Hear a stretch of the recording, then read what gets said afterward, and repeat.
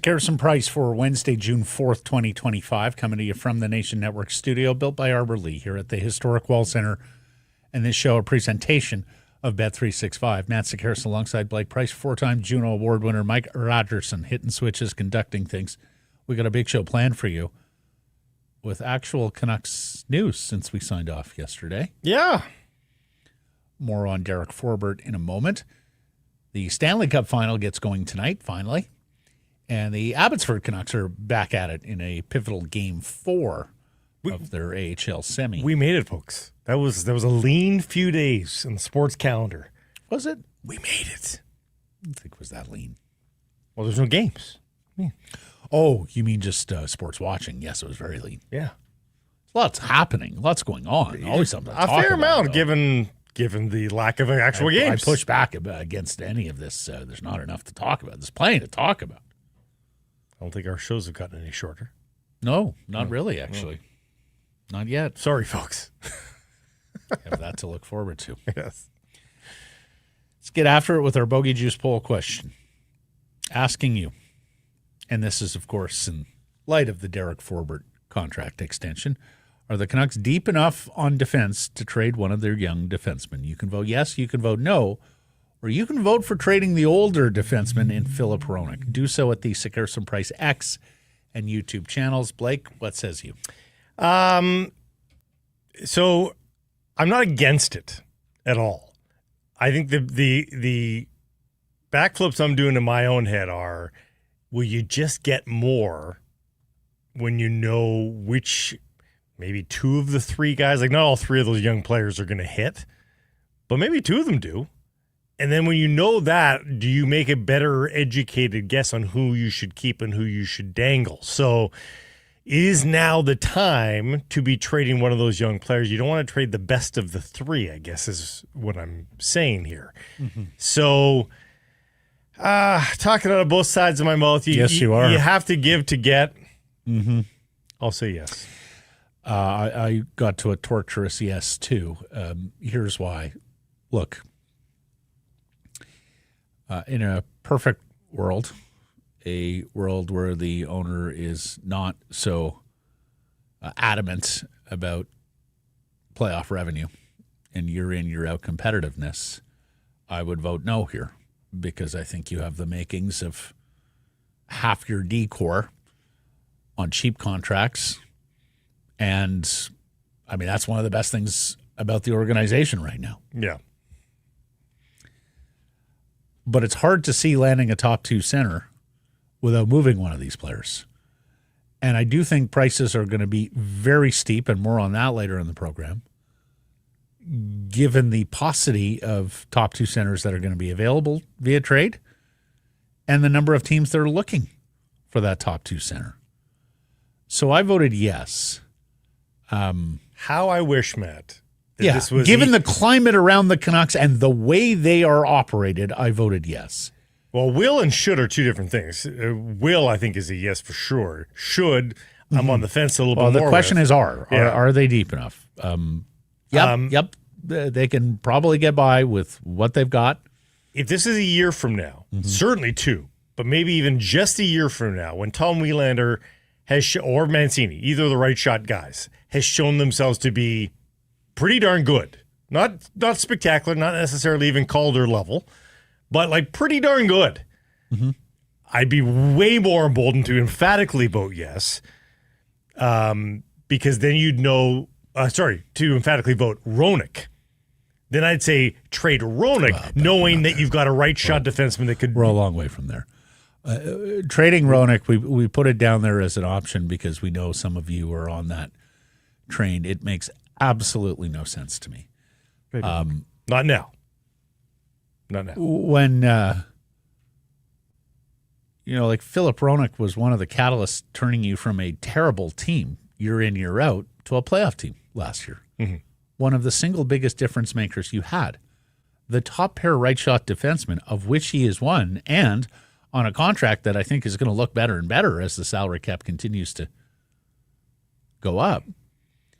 But again, he's a partner for Quinn Hughes. He began anchoring his own pair last year, and he's not only going to, if you move him, you're not only going to be hurt defensively and in the immediate term. That's crazy talk. What, Tyler Myers is going to play for his pair? No, that's what I'm saying. You need somebody else to be ready to step in there, and they don't have throw that a young right kid. Come on, it's crazy. No. And I think you can also argue that Hronek would hurt you offensively because he's a contributor there as well. So, no, it makes zero sense to me to move Filip Hronek. Zero. You see the case for that? Did you not hear what I said? Well, I heard what you said, but that was the theoretical if, Wielander and Mancini. I said a year from now, if you have some proof with you that that Wielander or Mancini are ready to be a top 4 defenseman. Okay, but they're on the market this summer, so. Yeah. That's what I'm saying. As for how you're going to stack them now, so you tell me.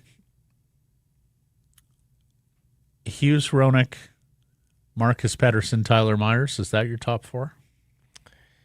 I think you might be forced to divide the bottom 4 up a little bit for the purposes of training the kids, because I don't think you do a kid pairing. You don't think DPD and Mancini as your third pair is the way to go? No. Well, let me ask this: is Forbort an every night guy? Like, is he your third pair left side guy? And you're moving DPD to the right side? I mean, he's never been able to be a full-time guy because of his health, much less performance. But when healthy, is he playing third pair and you got DPD flipped on the right side? And he did play some right side with, he played pretty well. With Mancini as your 7th? Or I think that is one of the formations. I think there's going to be an active – I don't think Tyler Myers plays every night. There's a hot take for you. Oh, wow. And not because he doesn't deserve to. I think they're going to try to manage his minutes. Yeah. He did get hurt at the end of the year. And so I think there's nights where Mancini's up on the right side or Wielander's up on the right side. Yeah. Technically playing on the second pair, but they won't be deployed quite like that. We have talked about this in the past, Blake, and thus far to little or no fruition on NHL benches.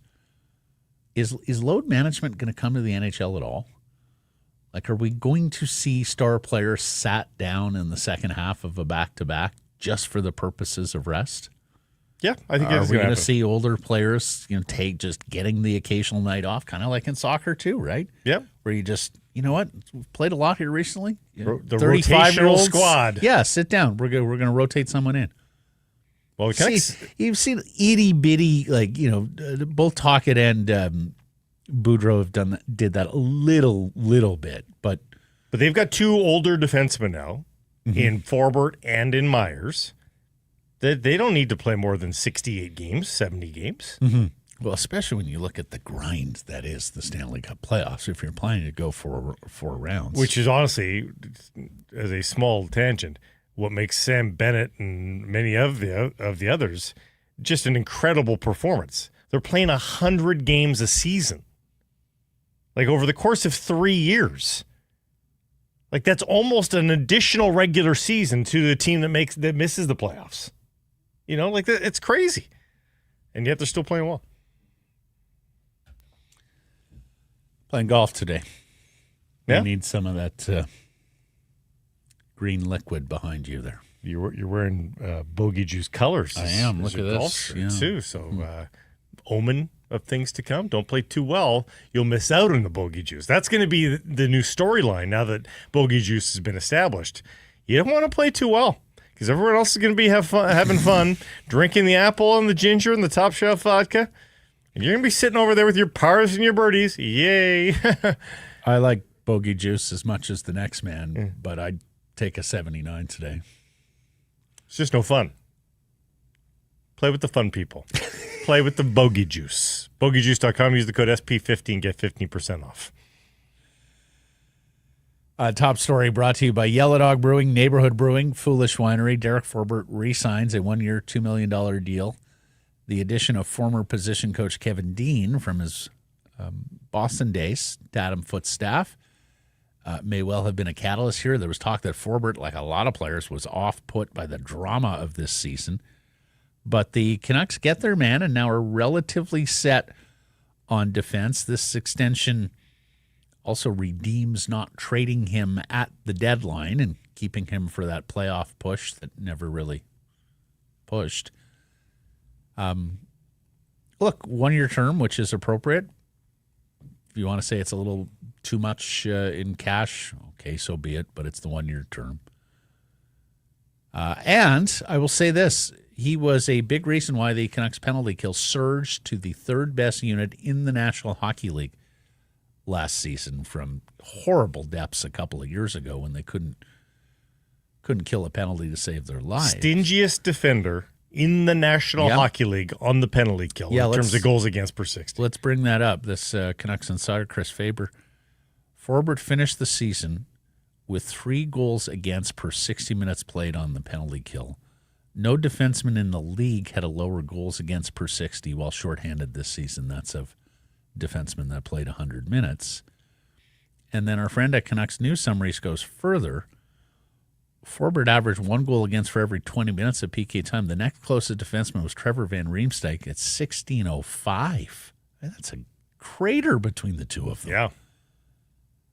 Also points out that Marcus Pettersson with the Canucks was very good here too at 18:30. Phil Roenick, 10:48. Remember Pettersson, that stat is just with the Canucks. He played with Pittsburgh as well last year. So he tracked as one of the best penalty-killing defensemen. Frank Corrado is going to tell us later in the show why, what makes a good penalty-killing defenseman and why Forbort fits the bill. The other thing is he really stepped up late in the season when the Canucks had injuries. They needed offensive contributions from everywhere. You'll remember he was jumping into rushes and making puck plays that he didn't normally make. He dangled twice. Yes, first in 70 jaw-dropping exactly. form. First 65 games, 70 games of the year, Derek Forbort was not doing any of that. And then all of a sudden, Elias Pettersson left the lineup. They needed goals, and here came Derek Forbort to the rescue. He was also praised for his leadership, and he got to wear an A late in the season. Rick Tocchet spoke about Forbort in that room, and after a tough season, right? There was an injury. He lost his dad. So I think Vancouver and the Canucks are very happy to have him back. Good rudder. Like there's a good base there where, if the Canucks are having a tough time and they need to really lock it down. We've already talked about how their lack of scoring means they might win a few more 2-1 games this year if they are able to win. He might be the recipe for that. Well, and he's big and he's physical too, right? Here's the JFresh hockey card. A defense-only third-pair defender. Can't really do anything with the puck except chip it out and turn it over, but protects the slot quite well and kills And ultimately, penalties. It's a 59% war because he does more help than harm. Yes. And for a third pair, that's all you're asking, right? Yep. Play neutral or better. Just don't get caved in. He didn't. He also shares an agent with Brock Besser, so who knows? Maybe there is still hope here that the Canucks' last-ditch effort, as Patrick Johnson reported to us last week, might get an extension done with Brock.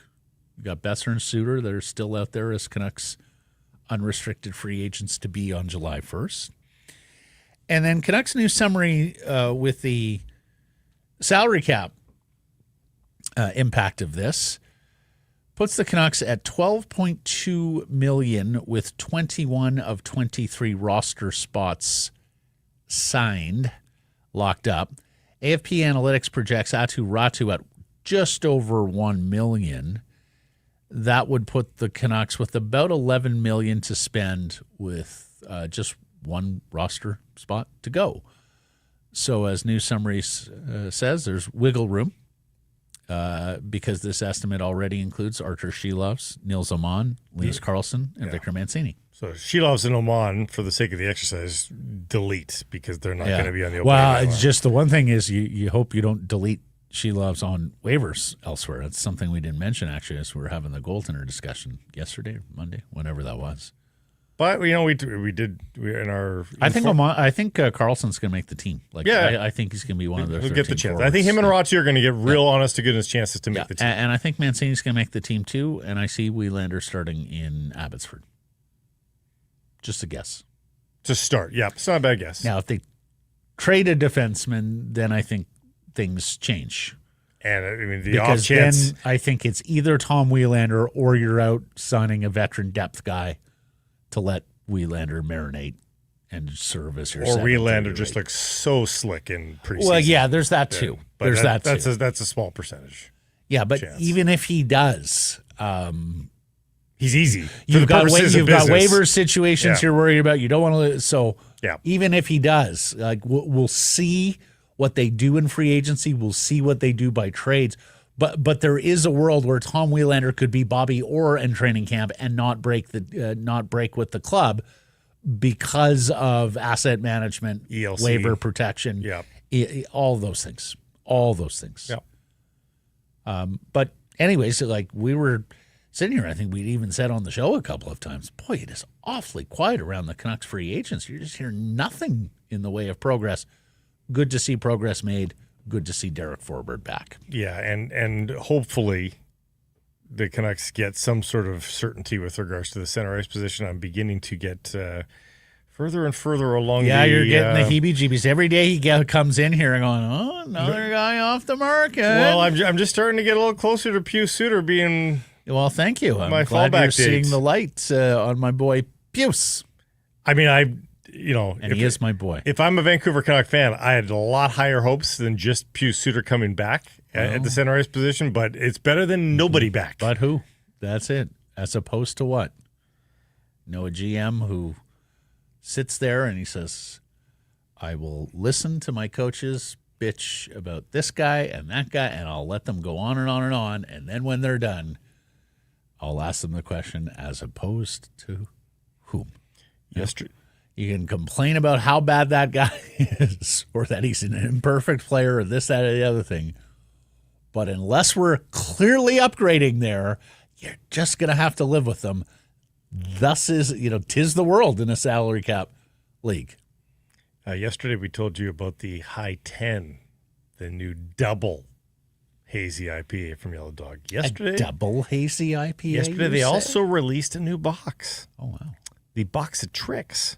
Choose between the classic Squirrel Chaser Hazy Pale Ale, limited release Rough West Coast IPA, and two brand new brews, the Spin Tropical DDH IPA and the Obedience India Golden Ale. Show off your skills. Enjoy a mix of fresh and hoppy brews.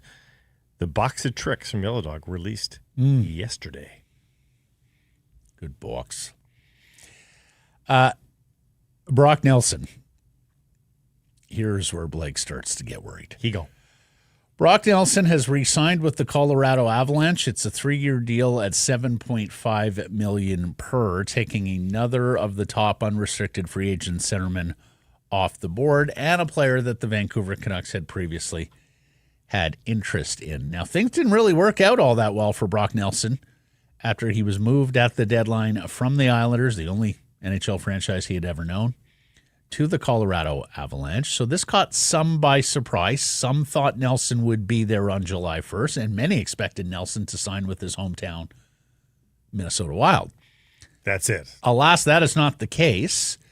And look, would Brock Nelson had considered the Canucks? I don't know. American guy, only played for one franchise. Not like the Canucks past season would have attracted him or anybody all that much. That's not Plus, the calculus. He's mid-30s and he's looking for a cup at this stage in his career. What's the calculus? The calculus is he goes to Minnesota. Minnesota offloads Rossi, and the dominoes start to fall. In his ongoing scheme to get Marco It's not even exclusively about that, Matt. It's the dominoes then fall. Yeah, no, you're right. It's supply and demand. If he stays, there's less of that demand now. Mm-hmm. Now, does this embolden a Marty Necas departure for Colorado? Yeah, I think the idea is both. Both wasn't good enough to get past the second round. Right. And if last year. Netchess is saying I'm gone at the end of this year anyway, is it He more? may price himself. Look, Colorado drew a line on Mikko Rantanen, and they may well have to draw a line on Martin H.S. as well. God, you have to. If you're drawing a line on Rantanen, the special player. And here's the thing, Blake, like Colorado and McFarland, they will draw lines. That is an organization that has a price and not $1 more. And if you're not willing to sign, we will move on.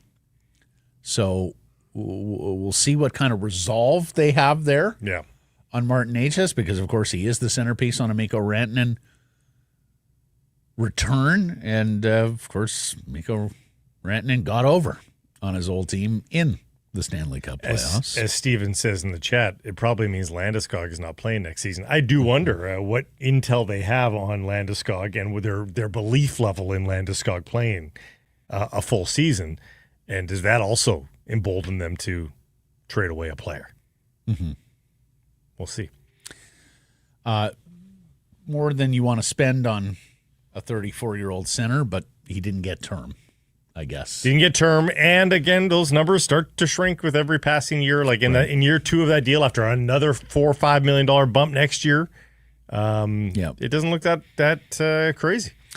Now, as for the trade market, Bruce Garriock in our nation's capital reporting Drake Batherson is available, scoring winger with the Ottawa Senators, and that's an attractive player. Now, not a center iceman, but that is a guy who can help your goal scoring. And as we'll talk to Frank Corrado later about this, who played with and knows Batherson pretty well. He's a little bit curious, like, why would this guy be available? He's 27 years old. He's coming off a career-high 68 points, 26 goals. He's played 82 3 straight years here. There's been criticism of his playoff performance, but it was his first playoff performance. It was his first playoff performance. And has consistently been a 20-goal, 60-point guy for these 3 seasons.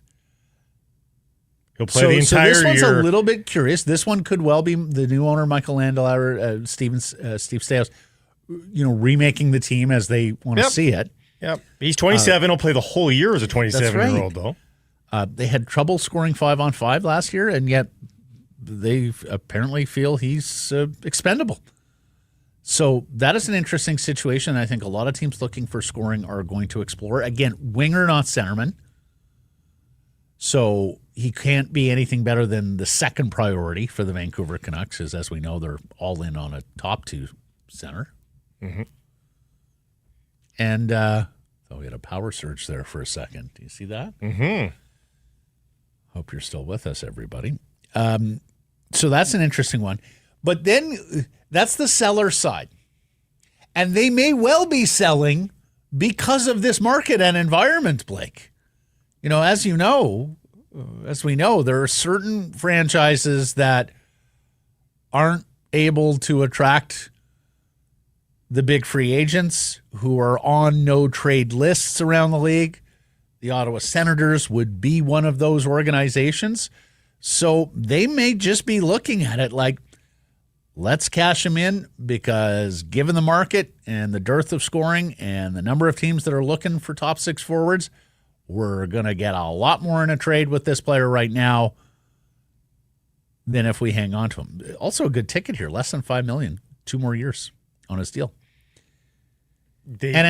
They might also know something in the back of their minds. There could be something about him personally. Who knows? No. But I mean, positively though too. They might think that they've got a really good shot to get Nick Ehlers, and think let's get rid of some salary so that we can bring in somebody else. Boy, that'd be a very bold thing to do. I mean, Ehlers going to have a lot of teams after him. He's going to choose Ottawa. But as an example, okay. So here's the thing though. The reason why I float maybe they just feel it's a seller's market and cash in. David Pagnotta of the Fourth Period reporting that the Utah, they're Mammoth now, right? No hockey club. That the Utah Hockey Club is willing to put the number 4 overall pick in play for a young top 6 forward. You very rarely in the NHL see top 10 picks moved.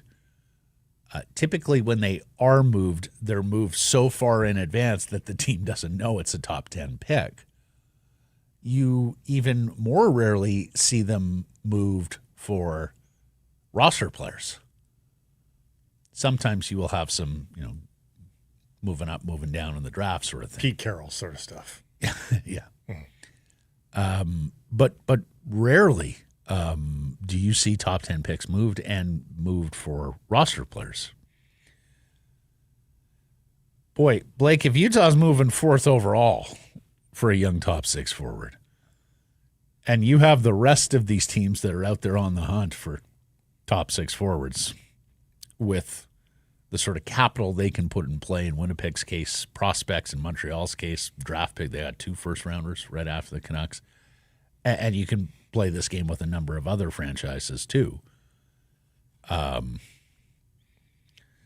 15th overall in Lekkerimäki or Wielanders, I'm not sure.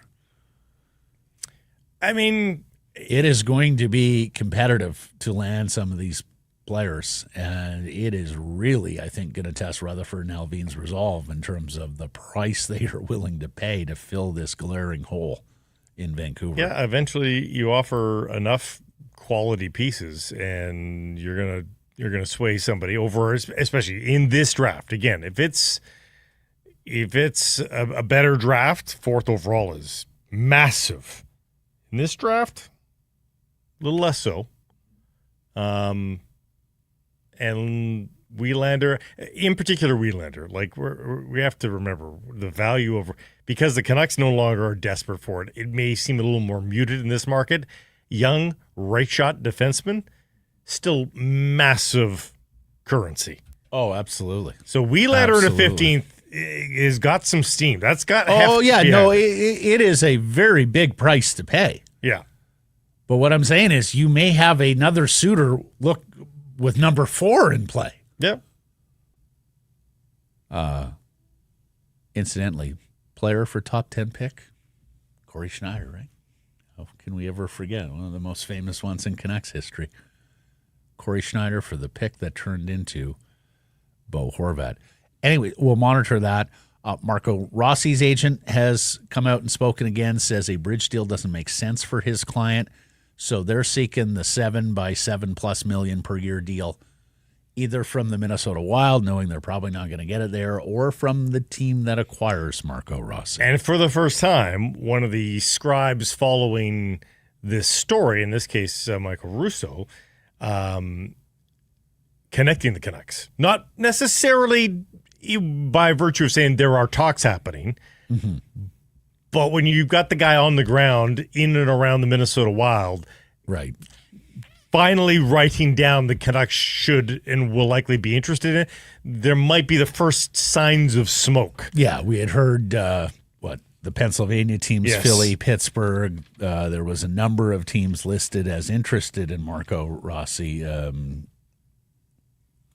But those lists hadn't hadn't included the Canucks on that list, but it's finally there. And it sounds like there's been some information shared. Russo and Thomas Drance both work for The Athletic, and it sounds like there's been some information shared, and that's put the Canucks on that list. So we'll see. The problem is it's a long list. Yeah. Even what's detailed publicly is probably not the extent of the list. Although I do think it's shorter than I would have originally had guessed, because I do think it sounds like more and more teams are still old school concerned about Marco Rossi's ability to survive in the playoffs. So normally I would have thought, the list would be X number of teams. I think it's X minus 3, X minus 4 now. Okay. You say so. I don't agree with it. I don't agree with it, but Philly, Pittsburgh, Vancouver, Winnipeg, Montreal, LA, Utah, all seeking. I don't think Philly's interested, and Philly's been reportedly been dropped from that list because of it's Philly. That's the reporting in Philly. 5'9" centers don't track in Philly, especially in Rick Tockett's world. And the Flyers have hired. Yogi Svechkovsky has followed Rick Tocchet to Philadelphia. Was a Canucks assistant this past year under Rick. If there was a criticism of the construction of the coaching staff last year, they were a bit of an outlier in terms of how they did the power play with the head coach having so much oversight with a young assistant there, and it didn't work. So it didn't sound like Adam Foote wanted to bring Yogi Svechkovsky back. In fact, Thomas Drance is saying they are prioritizing an offensive coach with power play acumen over even head coaching experience in the NHL to serve as Foote's other bench assistant, which is interesting in and of itself. I don't know Yogi very well, but No. I think if you're going to turn the coaching page, you should turn the page. And Foote isn't a full turn of the page because he was there last year. So I think in order to change some of the memories and change the tone, I think having a few new voices in there is probably a good idea. Like just everybody coming back but not talk it, I don't think that's a great idea. Yeah, no. And power play has to get better, just period.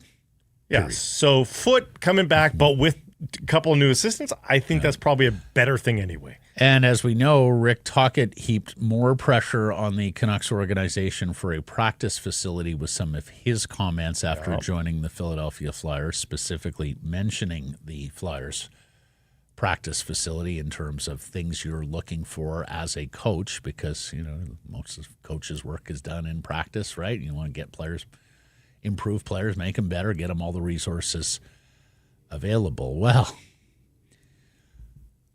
another account he heard from, the two-time defending Eastern Conference champions and defending Stanley Cup champion Florida Panthers, who were in their third straight final. This is general manager Bill Zito, a former NHL player agent, so he sees it from both sides as well, talking about the importance of ownership to the Panthers' success this year. And he also name-checks practice facility. Take a listen. I think the most important thing for us in attracting players is I think the players have understood now how much we've been empowered by ownership to try to do the right things. And it can't be overstated what the Viola family has done for us to allow us to implement, whether we need a new practice rink. Okay. And here you go, and it's beautiful. And to allow us the flexibility to try to do the things that we think are necessary to try to win and to try to have an excellent organization. And I think the players feed off that. And they know that if the chicken isn't right, that we're going to get new chicken. And it sort of transcends all that we do. It sounds silly, but it's true and it's real. The sun doesn't kill us. It's a nice environment to live in. It's a good place for families. It's a good place for singles. It's got a little something for everybody. And then I'll point to Paul and the coaching staff and that room. And players know, I think, I'm not going to go through each one, but so many of the players who have come to us have had career years, and it's a function of the coaches in the room. So players from the outside, I think the tax thing is marginal at best. And I think the real reasons are that trying to figure out a way to do our best to try to win. So that was a comprehensive answer on the question of how much no state income tax in Florida has helped in the building of the Panthers.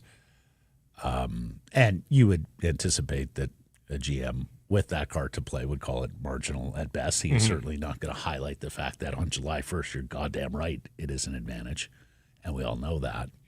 They're extracting more value out of the salary cap. How could it not be?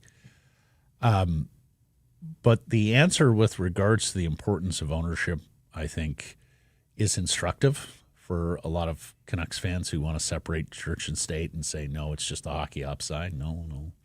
There's a direction set by this ownership group. And when you hear just how easily another ownership group greenlit and got a new practice facility done, I think that's also in stark contrast to what has happened with the Canucks and Canucks Sports Entertainment. I mean, Aquilini is still waiting for someone to make him a sweetheart deal. And we've been waiting a long time on this, and it hasn't happened yet. And I don't think it is happening anytime soon. I think Rutherford has gotten to that conclusion as well. And then the other takeaway there is, when my chicken ain't right, I just try different seasonings, hoping to salvage the chicken. Bill Zito just throws that out and gets new chicken. No jive turkey gobblers? No. I It was I the also evening of the think Stanley Cup final, and he was driving around thinking, I'm going to get me some new chicken. I think there's also a lot of erasure there of like Florida man stories. Like it's great for families. It's great for singing. Like And Miami's really good for singles. he painted a Nirvana like picture of Florida. Florida's got a reputation, Bill. We have Well, cable no, news. native Floridians are a little bit different. It's all that sun. But, South Florida is pretty transient. You're like, South Florida is a melting pot of fewer the gators. Western world. Fewer gators. Yeah. Yeah, I mean, you have to go out to the alley there to find the gators, the Everglades. Although I guess some are on the intercoastal. We have gone looking for manatees several times when in Florida. Her big wish is she wants to watch manatees. Haven't been able to find them in the wild. And they're supposed to be in the intercoastal and everywhere. I've seen them at SeaWorld. Well, and there's a big, been a long time push in Florida to save the manatee, because the propellers of boats and stuff. Do you know manatees produce so much license gas, so much methane Well, that's a big animal. that at SeaWorld they have these massive air turbines above their Really? habitat to get rid of the methane gas. I can see it. because I can it's see it. so dangerous. They're really like bovines of the sea. yeah, they are. Lots of flatulence. They eat a lot of cabbage and lettuce too. Well, so yeah, they- I mean, it's all that algae, all that seaweed. leafy all the stuff. That's what it creates. I mean, they're herbivores. Yeah. They pose no risk to us. Every time practice, the word practice is followed by the word facility. I'm going to guess a little part of Francesco Aquilini and Jim Rutherford dies. Yeah. I mean, at what point? and for all the fans out there- at what point does shame kick in, or has he any? For all the fans, and I was included in this, for all the fans that rolled their eyes when that first came up. Folks, it is real now. It is on when it comes to practice facility. It is legitimately talked about by both players and management and coaches alike. It's a massive deal. I never would have Players seen want a this. clubhouse. Players Yes. want a clubhouse, their own space, and the modern locker room, dressing room is not that, because your building is often being used by third parties. Yeah. They want a clubhouse. It is now a question on how serious are you about winning and creating an environment where players want to come and perform. That's where we're at now. And even the And that's where the Canucks even are the dressing falling rooms, Matt. In the not too distant past, NHL dressing rooms were nice. I mean, they were painted in the team colors and stuff, but they weren't luxurious. No. Nowadays, it looks like the presidential suite at the Four Seasons Manhattan. Really? LED lights, I'm not chrome, familiar. gold. It is over the top what has become. They look like nightclubs. I've been in very few hotel suites to begin with, let alone at the Four Seasons. Listen to this roller. It is astounding what makes an NHL player go, ooh, this is nice. Been on like a suite at the Howard Johnsons when I was a kid and we were on a road trip. Only so that my folks could keep an eye on my brother and I. A little bit of LED light, some nice carpet, and you can make LED light. Are you in there looking for things with your LED? what LED light? No, LED lights. These are LED lights, not black light. Oh, sorry, I meant black light. Yeah. Yeah. Well, some people go in the hotel room. That's the first thing they do, right? Oh, They're that's looking disgusting. for- Stop it. Okay. My point is NHL players, despite the fact they are millionaires many times over, Well, they want a lot to of be them, pampered. They want to be pampered. The nice things they like. In part because they are millionaires now, so they are pampered. But it's funny, like they don't even have to be like run of the mill things. They can be like completely wowed by them being nice, I can remember my early, like your locker stall. my early days covering hockey. So this is going back almost 25 years now, and it was true even when I was last in rinks on the beat. The joy that a hockey player had when given the Hockey Night in Canada logoed towel for the walk-off interview was astounding. Yeah. You would have thought that Scott Oak was giving them something of like immense value the way they received these towels. It was like a badge of honor if you had a Hockey Night in Canada logoed towel. And it's not like the towel is like... And guys didn't even keep them in the locker. They brought them home, like as part of their personal collection of their affairs and souvenirs, reminders of their hockey career. Yeah, I got a Hockey Night in Canada towel. I did the walk-off with Scott Oak, February 17th in Winnipeg. And I guarantee you, the towels here at the Wall Center, softer and nicer than these ones. Oh, my gosh, the towels here at the Wall Center are amazing. The Stanley Cup Final starts tonight. And here's the thing. I actually come from a family that buys in lock, stock to Canada's team. My mother will root for the last Canadian team standing, no matter who it is. And part of that is our experience. We've lived in 5 of the 7 NHL markets. But for the most part, I understand that Canada's team is a Hockey Night in Canada creation to a degree, and I see there's corporate sponsors who have now run with that ball. That Canucks fans are Canucks fans and root for the Canucks and go all the way down the line. I do wonder whether it's a little bit different this year. I do wonder whether you have more certainly casuals and neutrals, but also bleeding into fans of other teams rooting for Connor McDavid. This is clearly one of the best hockey players of all time, right? Like, the talent is undeniable. He's just different than most, if not every, other hockey player you have ever seen. He plays the game with a pace and a flair that few have demonstrated. He is very enjoyable to watch. Like, my dad has no connection to Edmonton or the Oilers. He absolutely loves Connor McDavid, loves sitting down every 2 nights to watch him in the playoffs, and wants him to win a cup. Well, he's you cannot perform any sort of devil's advocate standpoint to his skill or contribution to the team or the sport of hockey. Like, you can't. Well, I mean, I wish he wasn't Mr. Dour sour guy after they win playoff series, but I hear what you're saying. You're picking nits on anything Connor McDavid. Yeah. He is almost the perfect hockey player. And from what we know as the public persona, he seems like a decent enough guy too. He's not the most interesting guy necessarily, but he seems like a decent enough guy. The guys at that level never seem to be the most interesting. Well, they're pretty single-minded, right? Yeah. Just be the best hockey player you can.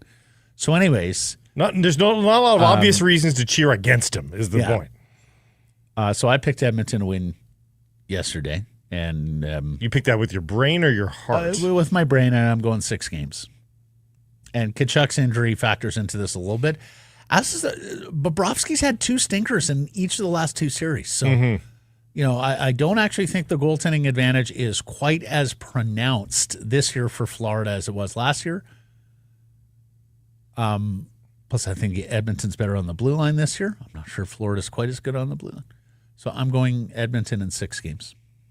I mean, who's to know which Stuart Skinner you're getting? Oh, I know. But if it's the Stuart Skinner of the last 2 weeks, Edmonton in 6 for sure. Mm-hmm.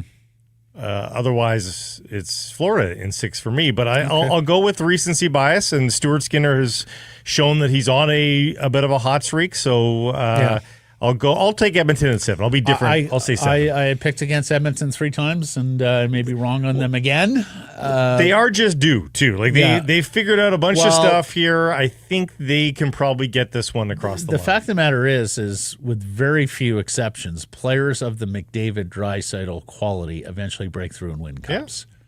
Like, it is an extremely short list of guys at that level who do not have cups. Yeah. Particularly when they're paired. Well, God, for sure.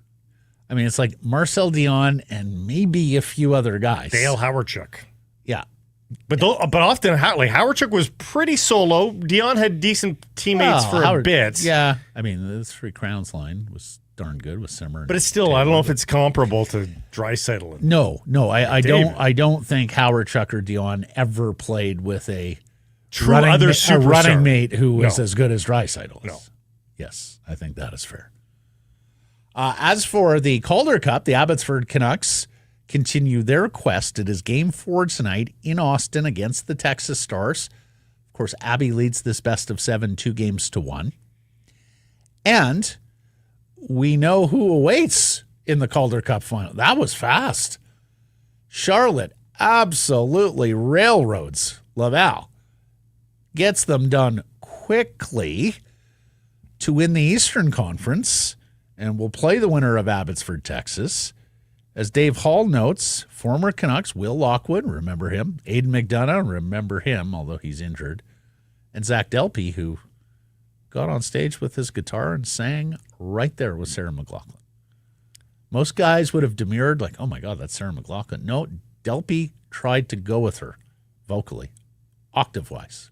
It was quite impressive, his rookie show. And former Vancouver Giant, Richmond's Justin Sordiff, also on that Charlotte club. Good, who would be one of the better Florida prospects because they've traded so many away in their cup quests. What are you looking at? The number of times an NHL and an AHL team have won, affiliated with each other, have won the league at the same time. Yeah. Charlotte's the Florida. Yes. I got that wrong earlier in the week.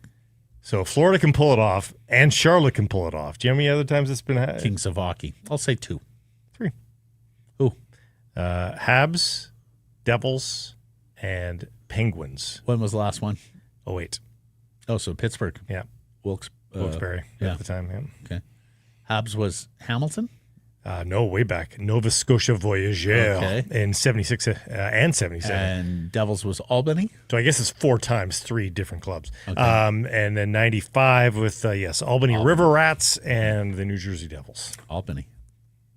New York State capital. Mm-hmm.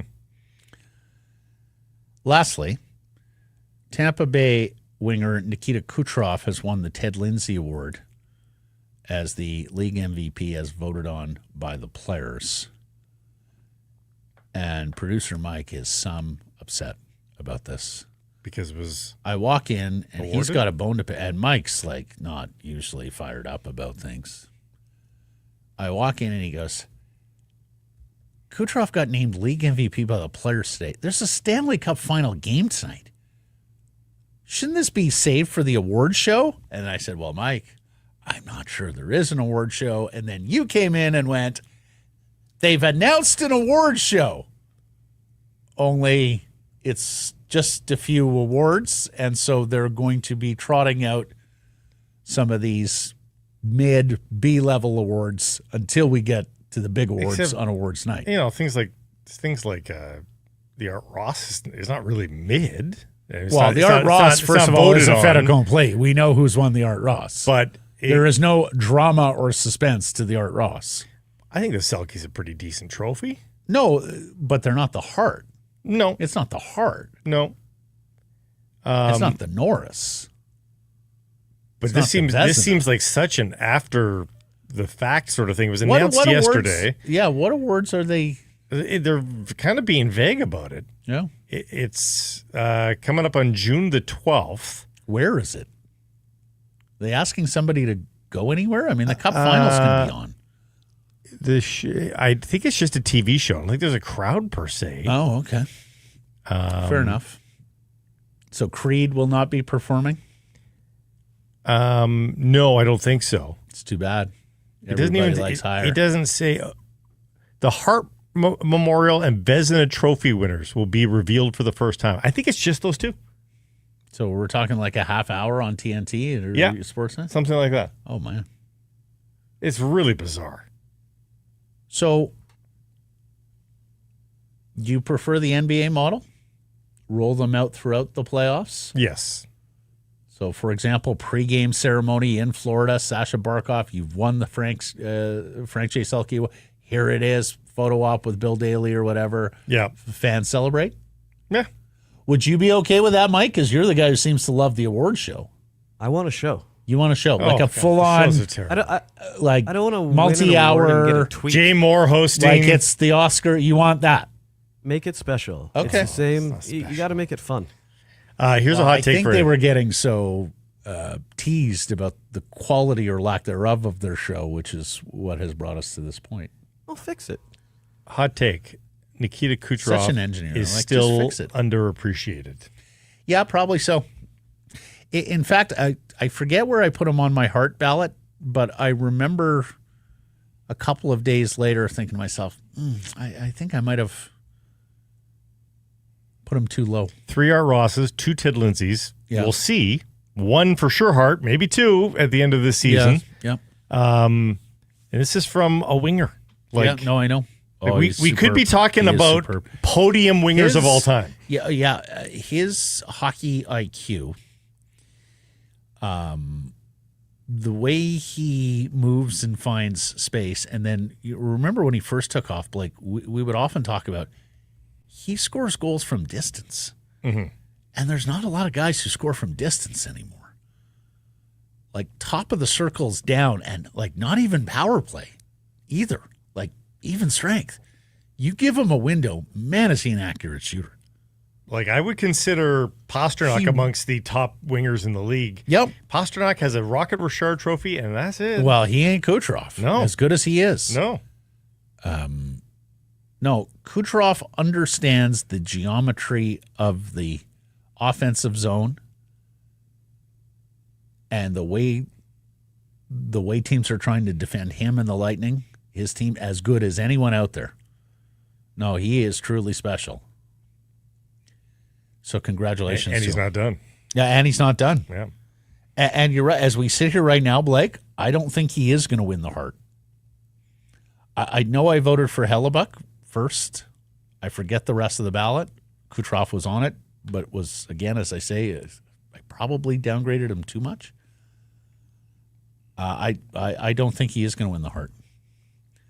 And in that regard, that his peers voted him the MVP is probably meaningful. Mm. Let's get to today's menu. It's brought to you by Greta, a fantastic spot to watch all the games home and away, and an even better spot to host your upcoming party or event. If you need a venue for team building or a summer sociable, check out Greta. They have the fantastic street food menu. They have the arcade that encircles the bar, a game for everybody. Tons of fun. The smiles, the laughs, off the charts at Greta. For more info, book your event. Go to gretabar.com, 50 West Cordova. Greta, let the games begin. We'll be joined by Frank Corrado here. He will give us a breakdown of Derek Forbort, what he liked about him, why he succeeds as a penalty killer. We will also talk whether or not the Canucks should be looking at moving a young defenseman for a scoring center, as well as Frank handicaps the Stanley Cup final for us. Then we'll talk to Rob Williams.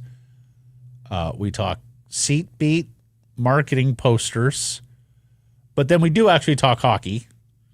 Elias, young defenseman, Mancini, and Rob stands for a unrestricted free agent centerman that he's thinking more and more could be the answer to the Canucks' problem. So all that is coming up on the program.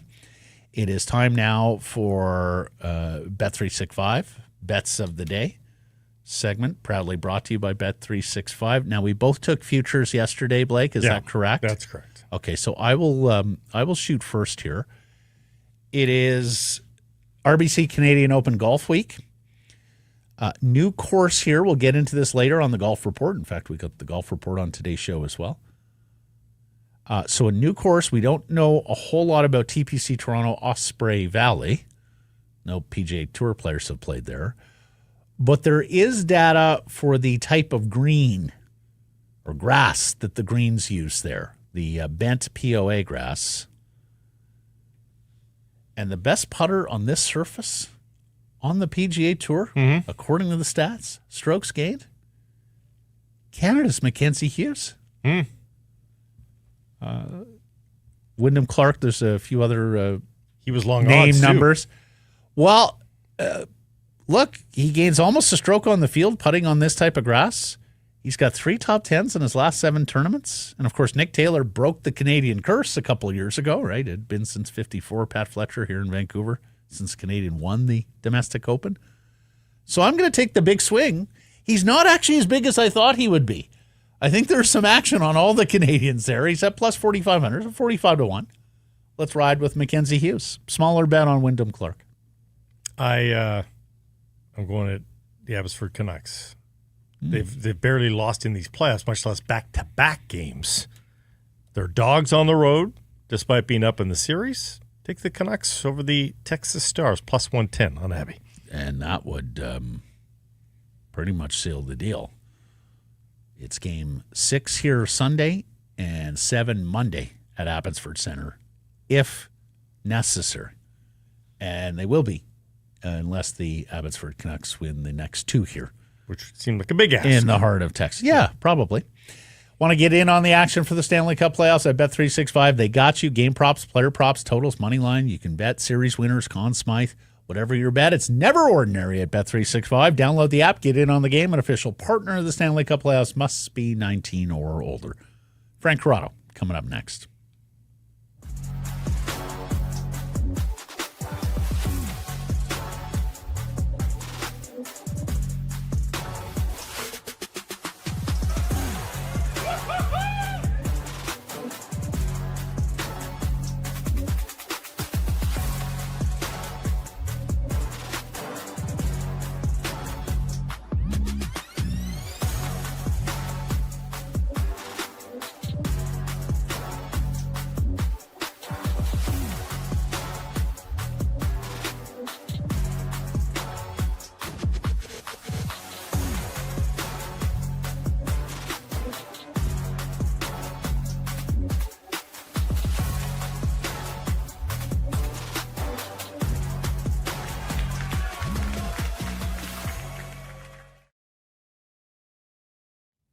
Harrison Price from the Historic Wall Center. And if you are frustrated by traffic, if you're frustrated with the car that you're driving, the cost of stopping at gas, I've got a solution. BZ4X.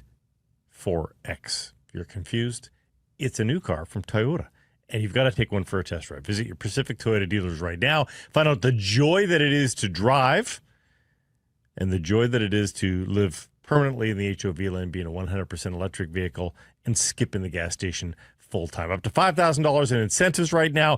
And on the LE all-wheel drive, which why wouldn't you go all-wheel drive with the BZ4X here in BC? Of course you should.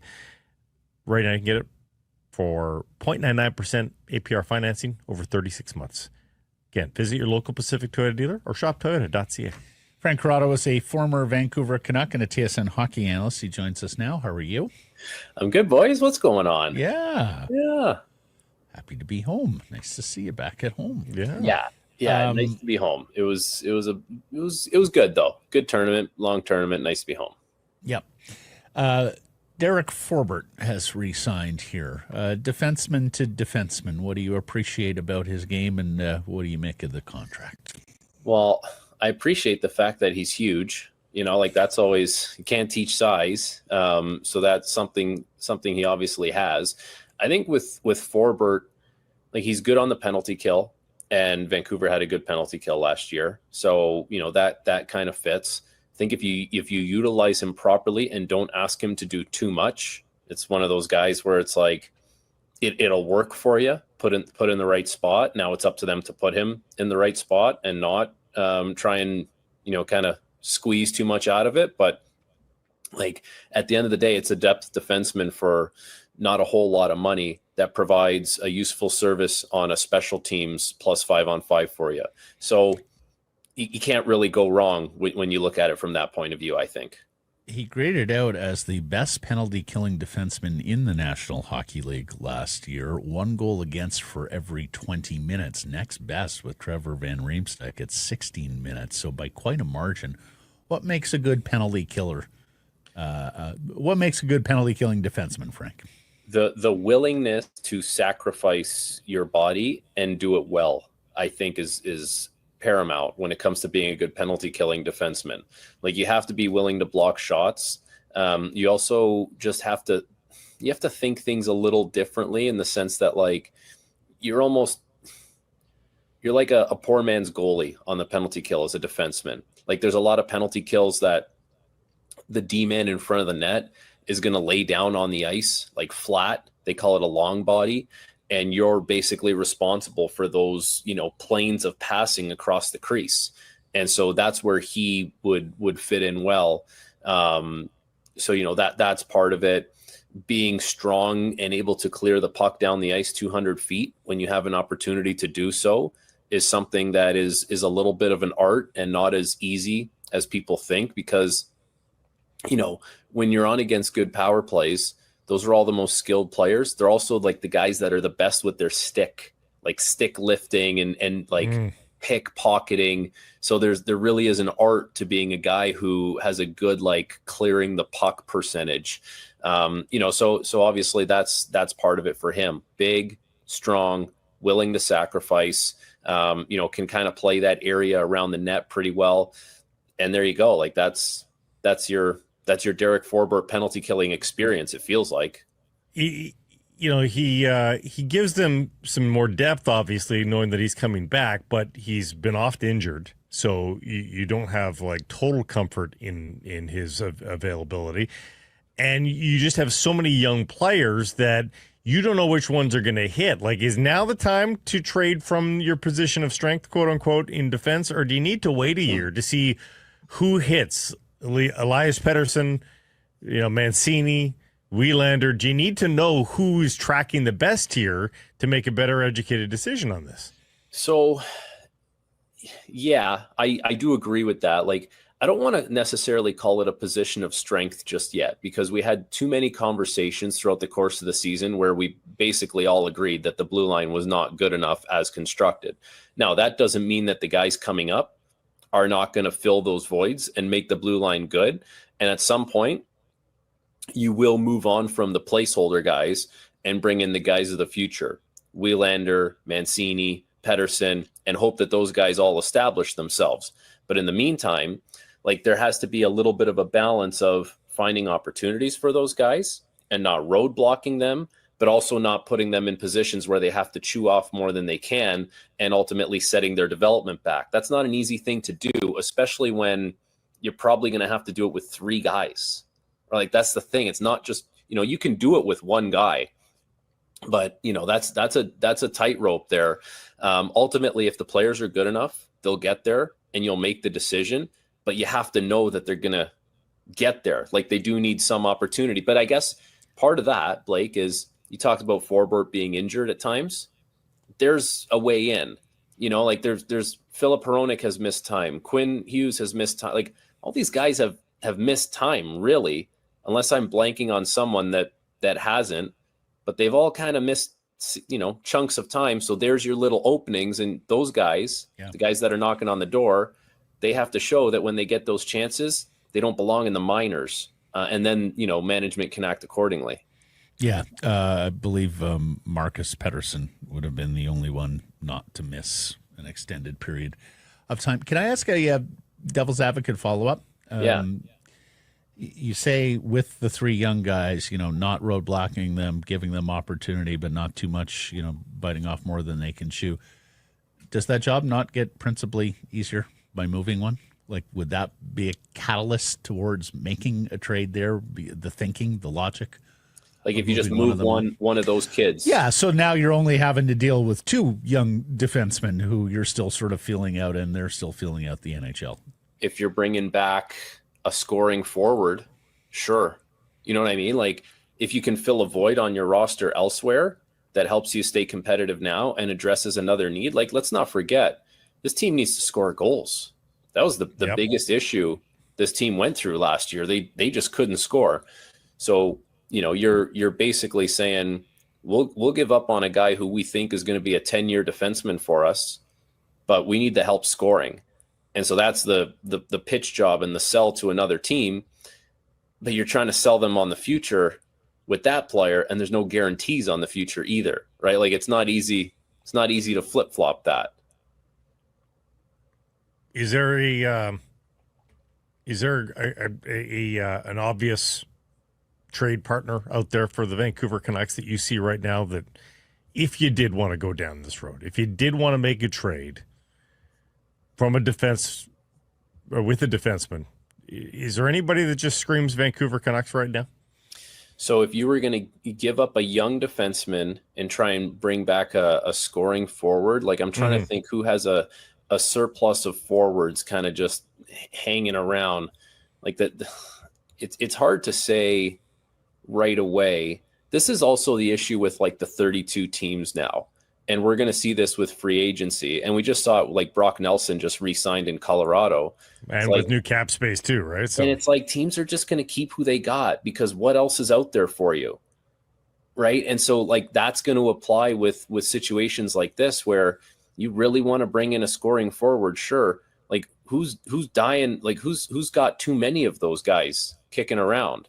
It's not really plentiful, especially when teams like, if I look at the teams that missed the playoffs last year that were kind of close on things. Like if I go to the East, Columbus scored a ton. So maybe that's one, right? Like Columbus scored a lot for a team that missed the playoffs, but Detroit didn't, so they're looking for scoring. And then if you go to the West, it's like, Calgary's dying to get scoring players.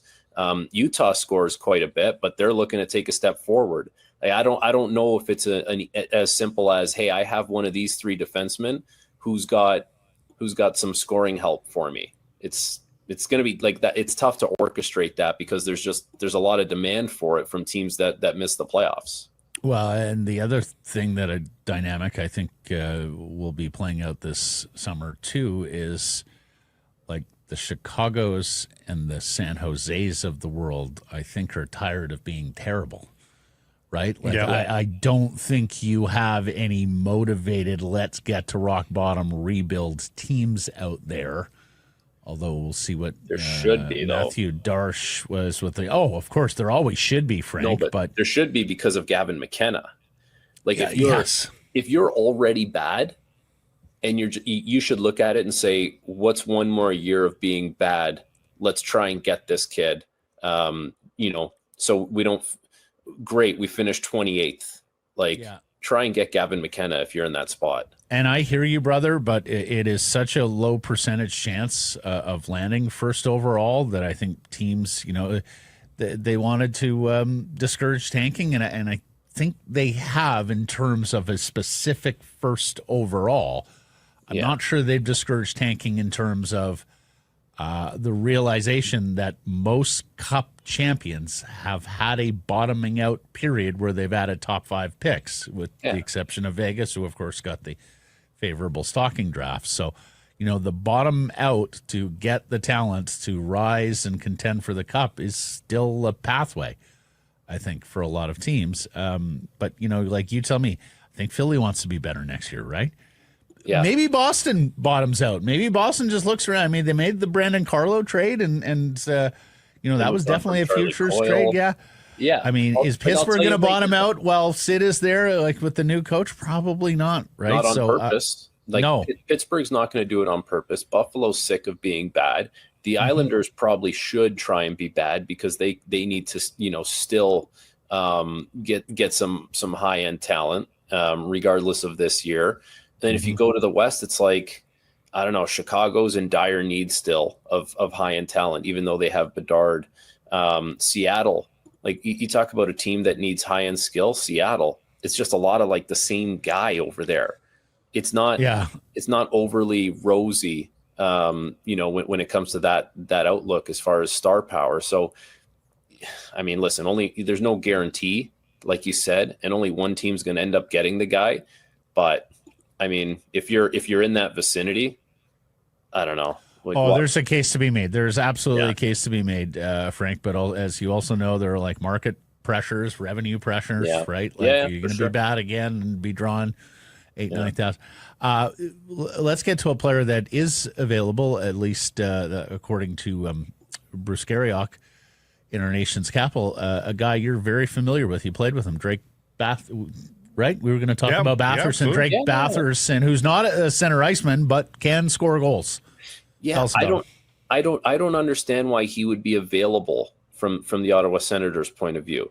And I get that they have a lot of right-handed shots, and it sounds like they want to re-sign Claude Giroux, which is fine. And I think they could use a veteran presence still on that roster.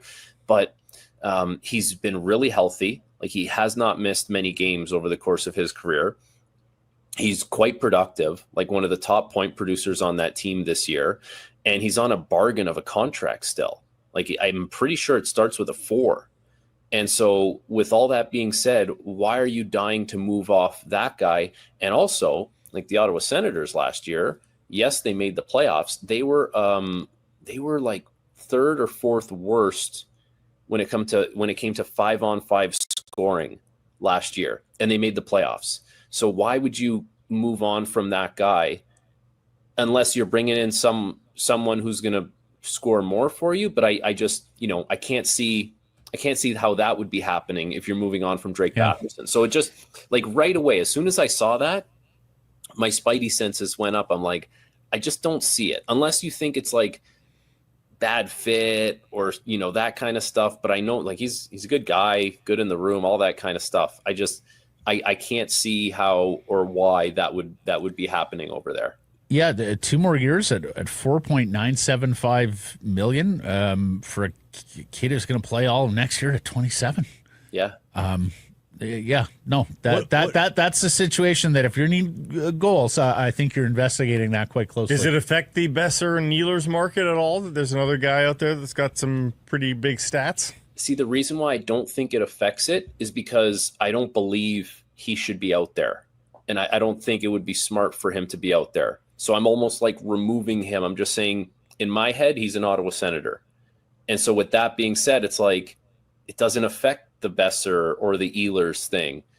But if he was out there, then yeah, maybe, because it would be more cost efficient to try and bring in Drake Batherson because of your cap situation. Even though the cap is going up, you just have to, it would be a significant acquisition cost because of how cheap the contract is based on the production. That's why I don't think one has anything to do with the other, and I can't wrap my head around him even being available based on all the financials and the numbers behind it. Back to the holding on to guys. I also believe he is Frank's last Belleville Senator connection. Oh, yes. is he? The NHL. Now that Eric right. Brandstrom's in Europe. Yeah, he's in Europe, and that's the last guy that I played with that's still in that organization. That's crazy, right. Hey? Yeah. 5 years ago. Gustafson and Decord, boy, like you had future NHL starters there. In we were first in the Eastern Conference when COVID shut us down. We were going, man. We were going to do Calder Cup. Let me ask you this: with all these incumbents, if you will, like Nelson re-signing, like, do the Canucks just need to re-sign Brock Besser and Pius Suter? Like, is that their safest bet here at this point? Or, given the cost it's going to be to acquire a legitimate second, should they just re-sign everybody themselves? Follow the suit that everybody else is doing? I think the question is, can they re-sign those guys? Not should they. Like, should they re-sign Pius Suter? Sure. Like, can you? I'm sure you could. I don't know if you're going to be able to sign Brock Besser. Like, if I'm Brock Besser and I got equal offers now or more money to go elsewhere after the way things went down after the trade deadline, probably I would say Vancouver would be lower on my return call list, if you want to call it that. Yeah. The Pius Suter thing, like we talked about it, I think last week, the center ice market really gets thin after you realize there's certain players only negotiating with certain teams. So of course, it probably makes sense to bring back Pius Suter. It depends how high the offers are going to be, like how high they're going to run the numbers up on you. But I think the Suter one is more realistic than the Besser one, even though there's more history with Besser as a Vancouver Canuck. Yep. And we mentioned Brock Nelson, but Yanni Gord, Noah Cates, some thought he was available, restricted free agent. It's drying up. Yeah. Before we say farewell, I want your take on the Stanley Cup final. 2 heavyweights here, a rematch for the first time in ages. And what do you think? How do you size this up, Frank? What do you think is going to separate and decide the winner here? It's interesting. So I think the depth battle, you always talk about the Stars. I think the Stars are pretty consistent for both teams. I'm not worried about that. Although Matthew Tkachuk is obviously playing through something. He's not 100%. That goes without saying. The depth battle is interesting because the third line for the Florida Panthers, so Luostarinen, Lundell, and Brad Marchand, they have outscored their opponents 10-2 at 5-on-5 this postseason. Like that is significant. But at the same time, the Oilers' depth players are outscoring their opposition, and they're producing the best that they ever have. So I would say, as much as the third line for the Panthers is great, this is the best version of the Oilers' depth. So it doesn't feel like they're losing that battle on paper as much going in. I think a lot will hinge on Stuart Skinner. Is he going to have a bad game in this series? For sure he is. Is it just going to be one, though? You know what I mean? Like if it starts turning into 2 and 3, okay, well, now you're in trouble. But if it's only one, hey, you were going to lose a game anyway to the Panthers. So big deal. Just find a way to have your best version of your stuff at some point in the series. I think it's a long series. I would say it goes the distance. And I think if it does, there's no way Connor McDavid is going to go pointless in game 6 and 7 2 years in a row, which is he did that last year. There's no way he does that again this year. I think it's the Oilers in 7. Attaboy. I do like the fact that Cinderellas are fun, but it's nice to have just probably the 2 best teams, the most deserving teams in the Cup final, right? Isn't that the case here? I would say so, but like this Edmonton Oilers team is really resilient. They were a tough watch at times in the regular season. Really tough watch, guys. End of the year, Frank, they were miserable. Just everything about them was tracking the wrong way. So they're resilient. Hats Give them off. credit. Yeah. Although we talked about it yesterday, like could you not see Stanley Cup lowered down the years here when the book is written? If the Oilers win this, Jim Hiller and that coaching challenge completely changing the momentum for them, because they are down and nearly out in that series, and then just a mind-boggling coaching challenge from the LA Kings. Yeah, it's funny now. They score twice quickly, and there you go. They're off to the races after that. It's funny watching, like, they do the behind-the-scenes stuff. I think it's called the Oil Drop or something, and they have some clips. You only get to see what they want to show you, but they have some clips of early in that series, and you watch it back and you're like, man, we were way more panicked on the outside than these guys were on the inside about that whole start to that series. So credit to them. They seem poised. Fair enough. Look forward to it. Look forward to our hit next week. Thank you for this, Frank. Till then. Thanks, boys. See ya. Carson Price from the historic Wall Center. Rob Williams is the national sports editor of the Daily Hive and its Offside Sports vertical. We like talking to Rob because, Rob covers offbeat files with the Vancouver Canucks, including marketing posters. Let's bring it up. Where is Elias Patterson on the Canucks marketing poster? Mike, do we have the graphic? We talked about it yesterday. Quinn Hughes is front and center. Kiefer Sherwood looms over his shoulder. You have Connor Garland. You have Jake DeBrusk.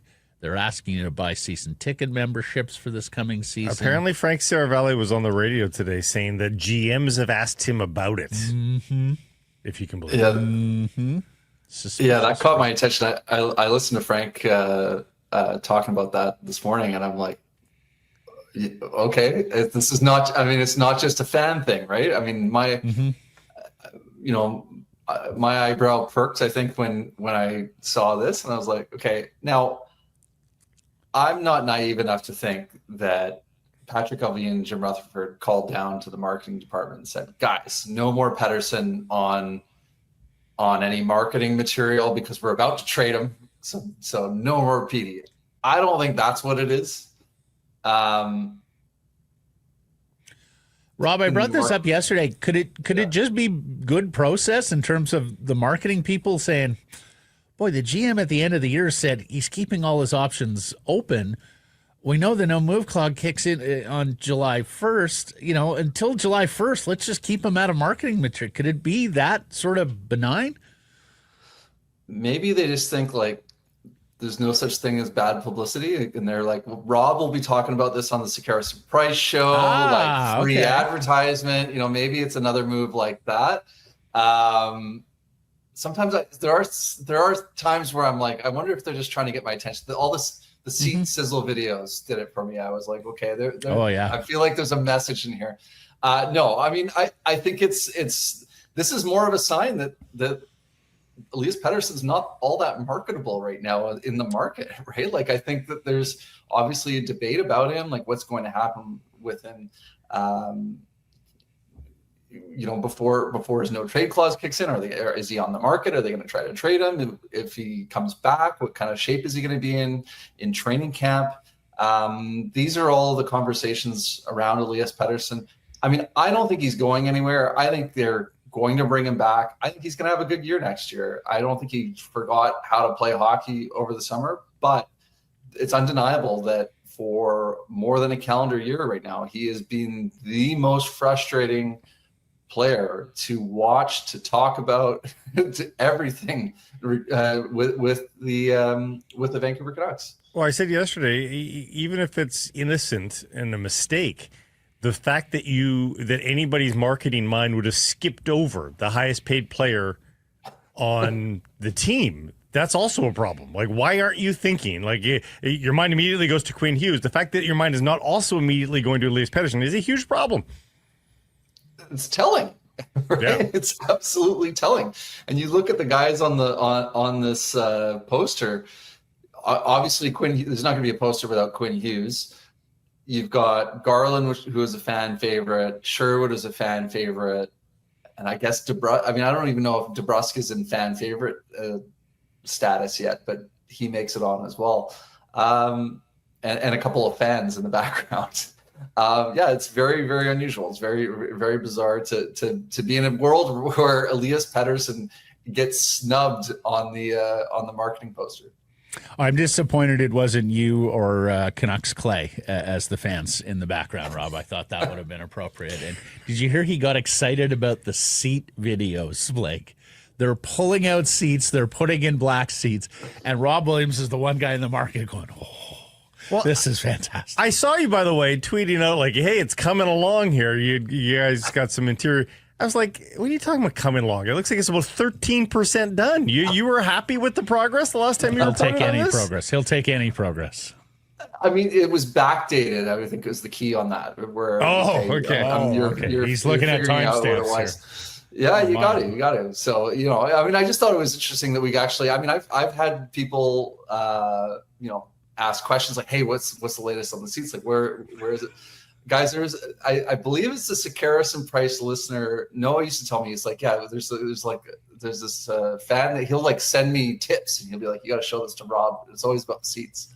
So people want to know. This is something I think people are the inside. People are definitely interested in this, and I thought we actually saw like a large block of seats where they've actually like filled them in with black seats. And yeah, it was about a quarter of the lower bowl. So what's that? That's about an eighth of the building. They've got some work to do here. Looking at the schedule over the summer, they should have everything done or pretty close to done by August. If you look at the schedule in August, there's a ton of concerts. The concerts this year and shows at Rogers Arena are totally back build in August and September. So I'd expect most of it to be completed before that. Okay. The Hercule Poirot of seats beats. Huh? So you guys remember, it was how many weeks ago? It was like 2-3 weeks ago. You were like, oh, I guess the seat beat's over. We're not going to have anything left to talk about. Hey, right you are, Rob. Right you are. Should we be hoping that like every drop the cup holders break off? Like we need a serious defect in the seats just to keep seat beat alive. We need more scandal on the seats. I'm ready for it. I'm here for it. Rob, if we can get to sticks and pucks here. If we must. Derek Forbort has resigned. We're asking on our Bogey Juice poll question, do they now have the depth to trade one of those young defensemen? What says you? Yeah, I mean, in the here and now, for sure. I think they could. I think it's risky to start making those bets. We don't know which one of these young defensemen are going to develop. Are all three going to hit? Seems unlikely. Maybe 2 of the 3 will hit. I'm sort of hesitant. As you guys know, like I'm sort of hesitant on the start trading picks and prospects and just trying to load up to squeak into the playoffs. but certainly, I think you could make a bet. Probably Mancini's probably the guy if you had to trade one of the three. I think trading Willander's probably a bit risky. In saying that, like, what have you got on your back end right now? Tyler Myers is not gonna. I thought Tyler Myers had 2 back-to-back excellent seasons for the Canucks, but what happens when he inevitably slows down even further and is no longer, a viable option in your top 4? That's going to happen. It might happen this season. It might happen the season after that. Maybe he ages really gracefully and he's fine for the duration of his contract. But I think you got to be a little bit wary about that. But yeah, could they trade one of those guys? Sure. My question is like, okay, but for what? I wouldn't be so eager to be trading young defensemen, because I think you're gonna need it in the future. You sent this to us in a note, but these UFA signings that have rolled in, and we have had some UFA re-signings here of late. We mentioned the Kyle Palmieri contract with the Islanders, Brock Nelson today with the Colorado Avalanche. Everybody thought this would be the summer of sticker shock, but Rob, you see some reasonable prices here in the early one. I mean, Brock Nelson. He's going to turn 34 in October, so he's getting up in age a little bit. He gets 3 times 7.5. So yeah, that pays him till he's, you're going to be paying him 34, 35, 36. So there is that, but this is the guy who was picked for Team USA, and he gets three times 7.5. He was just traded as a pending UFA for a first. They got a first round pick plus for him. To me, this is, I probably would have expected more. Think about the term on that. Jay Beagle got 3 years, for crying out loud. Or did he get 4? I can't even remember that. It's been so long. He got 4, buddy. Yeah, he got 4. Oh my God. Yeah. I'm reliving it. Jay Beagle got 4 years. So yeah, like 7.5 is like 3 times 7.5. That to me would be I could see that contract being given out in unrestricted free agency like a year ago, right? Yeah. So that doesn't show me like, oh wow, like what a huge contract. So I wonder if it's a sign of things to come. I'm sure there's going to be some sticker shock on July 1st. There always is. But this kind of, I wonder, like, does this set the Brock market? What is Brock Besser's worth? What is Pius Suter's worth in, comparing it to a guy like Brock Nelson? Is he half as much as Brock Nelson? Is he more? So yeah, I think like the contracts that we've seen doled out, even Derek Forbort, like, 2 million is fine for him, but just the 1 year deal. I'm kind of surprised that he didn't go to July 1st and maybe see if there's a team that would give him maybe more than 2 million, maybe more than 2 years on term. Is there anybody else that's tickling your fancy out there when you hear some options? I keep looking at the center options. The more and more I think about it, you probably shouldn't even waste your time with Sam Bennett. Like, it's probably going to cost you so much to get him. You're probably just not going to get him anyway. So you're probably going to waste time negotiating with him while other guys come off the board. I wonder about Matt Duchesne.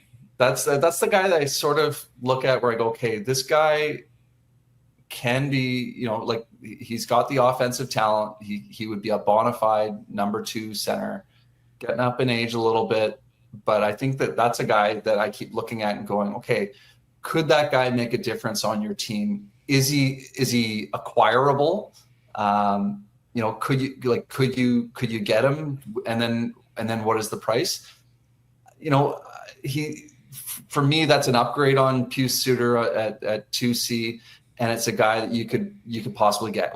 I would take John Tavares as well. I just don't think Tavares is coming here. Yeah. So would a Duchesne come here? That's a name that I keep looking at. So Yeah, and that sort of brings us to the question: did we talk about this with you last week, or was it just PJ about whether the Canucks should go block by block in terms of building, or look at Stanley Cup final profile players and just look to add them, because Duchesne's had 2 terrible playoffs in a row here. So do you look for players who help you get to the playoffs, or do you look for players who you think will be around when you're contending? We thought of this for Rossi too, that yes, he might be small and may not be the perfect playoff style player, but he's going to help you get there. And so how much do you err on the side of let's get players who get us there, and how much do you err on the side of no, I'm not sure that's a guy who's going to help you win a cup? And of course, that's kind of the existential question around Elias too.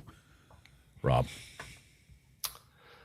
definitely, yeah. I think that's it's an interesting question. Like I think that when you're a non-playoff team, you just got to find a way to get in. I guess it depends on what you give up. What are you giving up for this? How much term? How much money are you giving up? I think in the here and now, you need to just solve that second line center question. And it's going to come down to who's available and what's the cost, both in terms of, are you looking to free agency? Okay, what does Duchesne cost versus a Sam Bennett? What does he cost versus, a Pius Suter with lower upside? What does he cost versus going into the trade market? And what are you going to have to give up to get a guy like Rossi or get someone else? For me, I think you got to look for value. You got to look for value all over the place. That's the way I think that a lot of Stanley Cup winners are built. And that's what I'd hope the Canucks are going to do this summer. And that's why I don't have like this great answer of like, this is the guy you have to go all in for. Cause it's like, okay, but what is it going to cost? There's not really that guy out there where you're like, oh, that guy, he's got ties to Vancouver, or he's got ties to Adam Foote, or one of those kinds of things. I just don't see that really out there at the moment. Yeah. Lastly, Rob, I saw the poll you ran. Who are you cheering for in the Stanley Cup final? And you addressed it to Canucks fans. You silly goose. Tell us about that. Okay, I got my own this scientific poll. It's not as scientific as the S&P poll questions, but you don't think Ipsos Research is going to be asking you for your methodology on this one? No? Yeah. But 65% of Canucks fans, at least the ones that follow me or the ones that responded to the poll question, 65% cheering for the Panthers. This is, I saw that the CN Tower is glowing in Oilers colors tonight to support Canada's team. So I think it's interesting. This is a topic we talked about last year as well. Like, what percentage, like how much are the Oilers gaining bandwagon fans during the Cup final? I always think it's an interesting question, because I think when you talk to hardcore fans, you're more likely to hear screw the Oilers, go Panthers, especially if you're in a rival city like Vancouver or Calgary. But I bet you if you go to a sports bar tonight, there's going to be a lot more people cheering for the Oilers than will be cheering for the Florida Panthers. Casual fans far more likely to be cheering for the Oilers, so expect that. I watched the clincher at the Sports Illustrated bar there and out at UBC, and it was packed. Oilers fans, packed. I've been in a couple of bars where not only busy, but sound on in places that typically wouldn't have sound on for games, and tons of, as Rob says, not just people in Oilers jerseys rooting Edmonton, but what appear to be neutrals or casuals rooting for Edmonton. And we talked about it earlier, the McDavid factor. It's real. Yeah. Right? He's one of the game's greatest ever players already. Everybody recognizes that. He's Canadian. Mm-hmm. He's played for Canada now in a big international tournament. So I think there's very much a, want to see him win a cup feeling that's out there amongst people. As Rob says, are not die-hard, hardcore, fuck the rest of the league, I'm for my team type of fans. I got to admit I'm conflicted, because we've seen the Panthers win. I mean, what is it in terms of, like, if you like great stories, what a great story it would be if the Edmonton Oilers win the Stanley Cup. Like, that would be interesting as hell. Seeing McDavid win, seeing the cup being won by a Canadian franchise. I mean, I was 11 years old the last time that happened. Like, I don't know what that looks like in this century, in this millennium. That's the interesting story. I mean, I kind of want to see what that looks like. But Oilers fans will be insufferable even more than they already are. And they are, Leafs fans can be insufferable, but I think Oilers fans are more insufferable online right now because they've got more, they've got their chest puffed out, right? Like they're really proud of their team. They're really confident, right? They punch above their weight class, and they're in the province of Alberta. So they got a couple of things going for them with regards to the rest of the country and insufferability. You're right. They will be insufferable, and of course, then you'll start hearing City of Champions stuff again. Right? Yes, they took down the sign, but marvelous stuff, Rob. Thank you for this. Until next week. Thank you. Secure some price from the historic Wall Center, where you extend your game night with a staycation in downtown Vancouver. Book a exclusive Secure some price rate here at the Wall. Call 604-331-1000. Some blackout date supply based on availability. As we get into the golf report, brought to you by the Arnold Palmer designed Whistler Golf Club, it is RBC Canadian Open Week. From TPC Toronto at Osprey Valley in Caledon, Ontario, Blake. They're calling this property the, quote, home of Canadian golf. Mm-hmm. And it will be the tournament's semi-permanent home, much like Glen Abbey was for all those years. Golf Canada, the First Tee Foundation, and the Canadian Golf Hall of Fame and Museum are all eventually going to be located at this site. On one hand, I'm a big believer in sports enterprises and national federations having a headquarters.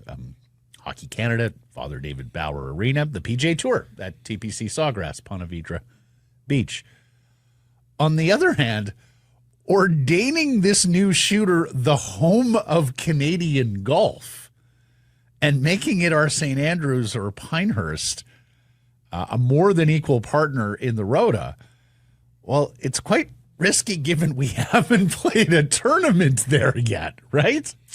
Yeah, I mean, there's 54 holes there, so they've got a few kicks at the can if they move it around within the property.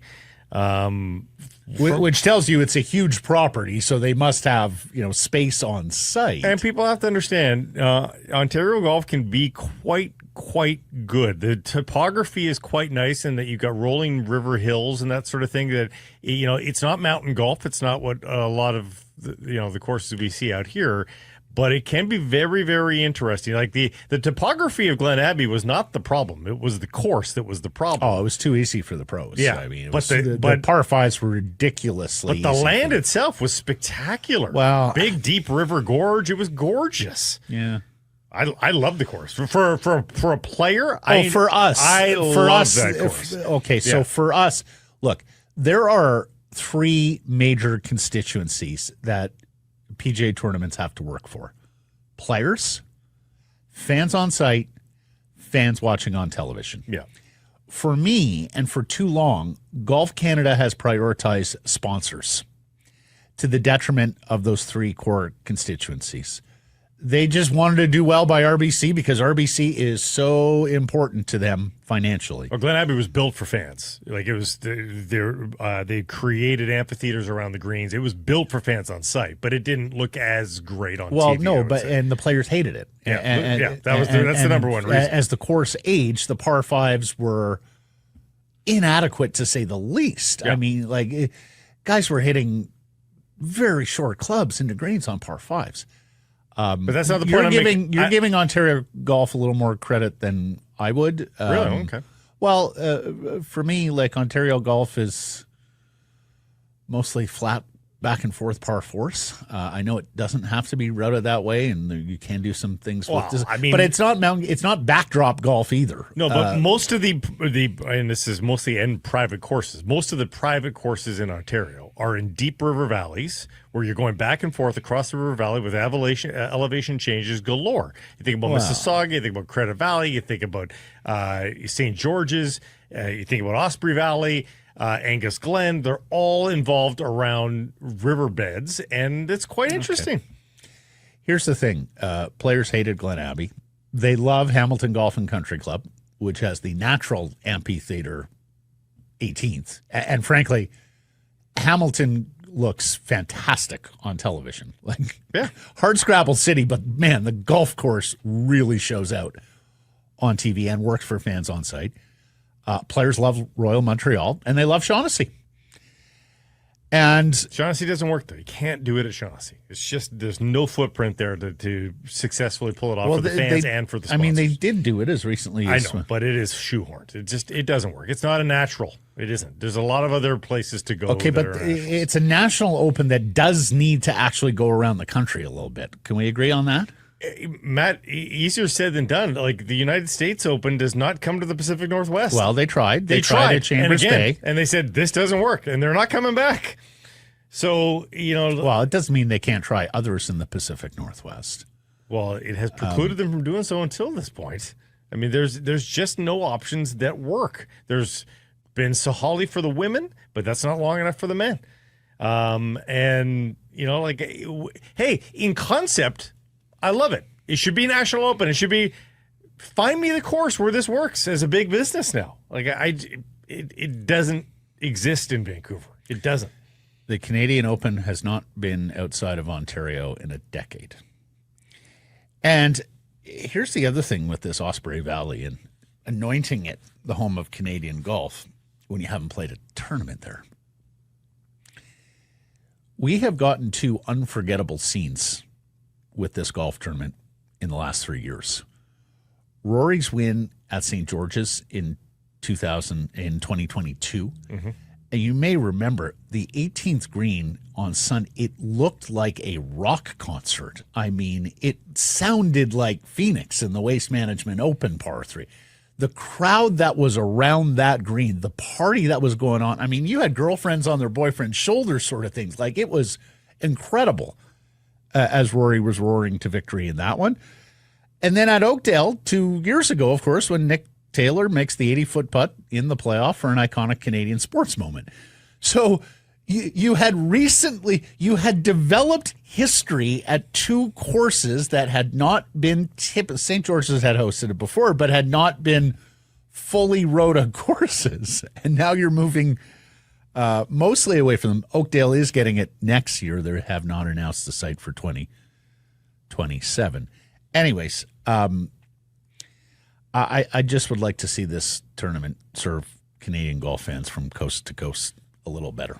Well, and again, be careful what you wish for, because the minute that they bring it out west, after the PGA Tour is out east, watch for a depleted field, because it has to be convenient for the golfers. And we hate that part of it, and you wish you could move it earlier in the schedule when they're out west. But, of course, the weather doesn't suit at that point in time. And so, yeah, it might come out west, and it might be the worst field that you've seen in a decade if it does, because only the diehards are going to make the change to their calendar. 2027 U.S. Open is at Pebble Beach, so why not put the Canadian Open here in Vancouver? You shoot down the coast. Here's the other thing. Rory has spoken, and Rory has spoken on why he didn't speak around the PGA Championship. Quote, I was a little pissed off because I knew that Scotty's driver had failed on Monday, but my name was the one that was leaked. It was supposed to stay confidential. You may remember Rory's driver was found to be non-conforming, which sounds worse than it is. It's not cheating. More often than not, it's the wear on the driver's face that makes it non-conforming, and they randomly test. And you may remember Scotty Scheffler saying, well, I wish we would just be a little more robust and consistent in the testing. Anyways, Rory said he didn't want to get up there and say something he regretted because, as you know, McIlroy's like an open book. Ask him a question, he will give you the real as he sees it. And he said he was trying to protect Scotty. He didn't want to say anything, even though he was pissed off that his name was out there and Scotty's wasn't. He also said a couple of rounds finished late, and he wanted to get back to his baby girl before she went to bed. So He also said if he can win the Masters, then the Toronto Maple Leafs can win the Stanley Cup. he does know how to play to the crowd now, doesn't he? Pandering a little bit, yeah. Anyways, a big bet here from Golf Canada and RBC. It would be somewhere between humbling and humiliating this weekend if the new home of Canadian golf doesn't work out. Matt, they called Glen Abbey the home of Canadian golf. It was only there in the last 25 years. What was it there every 5 years? So like that's a loose handle. That's a loose handle. Well, no, but here's the thing: the course called itself that before this all happened. So. I mean, it's only been around for 25 years. It's calling itself the home of Canadian golf. Like, the Open itself is 125 years old, 120 years old. A little much for me. Anyways, I do hope it's a good event. And I do hope it's a good leaderboard on Sunday and an exciting finish. And we have seen some tremendous finishes at this tournament. The Whistler Golf Club, now open.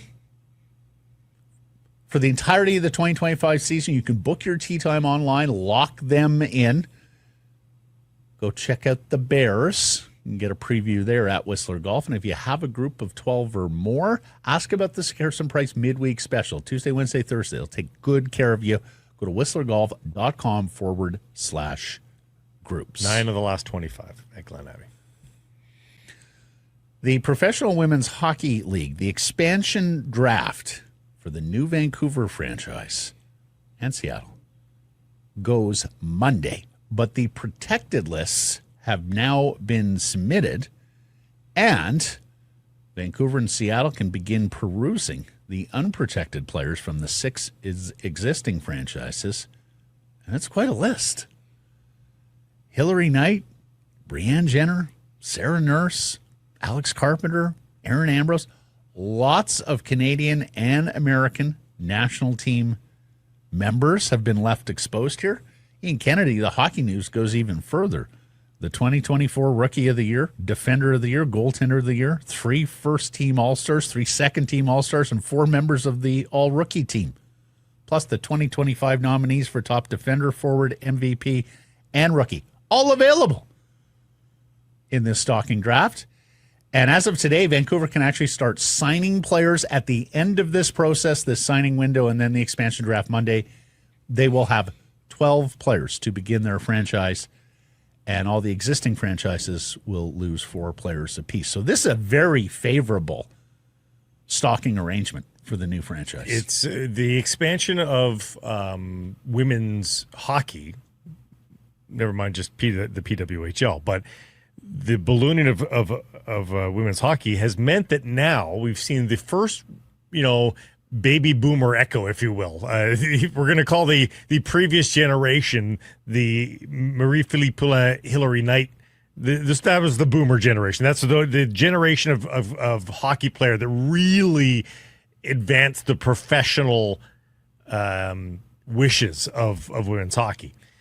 But now we're seeing the echo happen.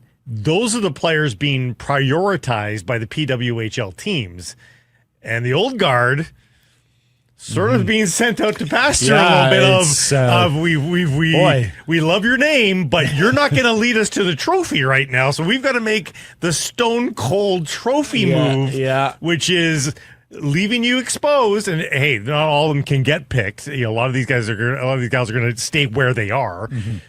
But for the purposes of the expansion draft, they have to expose it because they're not the trophy, the rainmakers, if you will, that they once were. So a lot of Wally Buono getting out a year early as opposed to a year late. That's what it is. It's just the cold hard truth. Yeah. Speaking of Wally, BC Lions roster setting doesn't look too complicated this week for Saturday's home and season opener against Edmonton. Defensive lineman Marcus Moore limited by a head injury in practice, but I think they know who they'll be lining up against the Elks. And the club is also leaning into Snoop Dogg, the pregame concert, of course, with a gin and juice special for the Plaza Party prior to the game. $8 gets you a gin and juice. And if you want to partake in Snoop's other favorite vice, I don't believe they're licensed to sell that on the Plaza.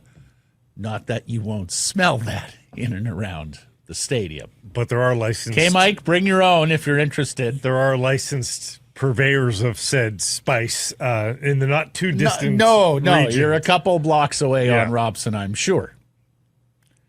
Very From Snoop's transportable. as other well. Yeah. favorite vice.